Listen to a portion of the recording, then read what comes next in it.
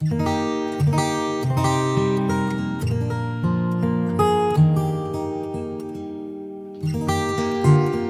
was the night before Christmas, when all through the house, not a creature was stirring, not even a mouse. The stockings were hung by the chimney with care, in hopes that St. Nicholas soon would be there. The children were nestled all snug in their beds, while visions of sugar plums danced in their heads. And Mama in her kerchief and I in my cap had just settled our brains for a long winter's nap.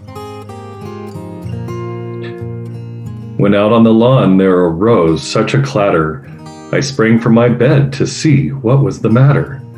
Away to the window I flew like a flash, tore open the shutters and threw up the sash.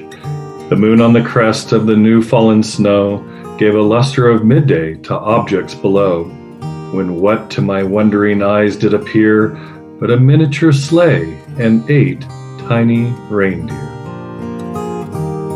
With a little old driver so lively and quick, I knew in a moment he must be Saint Nick.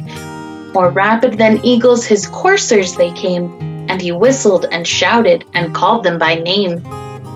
Now Dasher, now Dancer, now Prancer and Vixen, on Comet, on Cupid, on Donner and Blitzen, to the top of the porch, to the top of the wall. Now dash away, dash away, dash away all. As leaves that before the wild hurricane fly, when they meet with an obstacle, mount to the sky. So up to the housetop, the reindeer they flew, with a sleigh full of toys, and St. Nicholas too. And then, in a twinkling, I heard on the roof the prancing and pawing of each little hoof, as I drew in my head and was turning around. Down the chimney, St. Nicholas came with the bound. He was dressed all in fur from his head to his foot, and his clothes were all tarnished with ashes and soot. A bundle of toys he had flung on his back, and he looked like a peddler just opening his pack. His eyes, how they twinkled, his dimples, how merry. His cheeks were like roses, his nose like a cherry. His droll little mouth was drawn up like a bow, and the beard on his chin was as white as the snow. The stump of a pipe he held tight in his teeth, and the smoke it encircled his head like a wreath.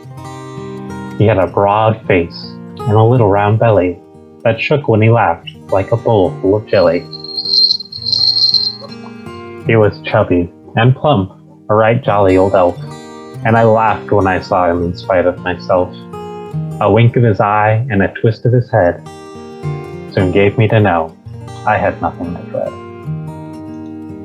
He spoke not a word, but went straight to his work, and filled all the stockings, then turned with a jerk, and laying his finger aside of his nose, and giving a nod up the chimney he rose. He sprang to his sleigh, to the team gave a whistle, and away they all flew like the down of a thistle. But I heard him exclaim ere he drove out of sight, "Merry Christmas to all a good night."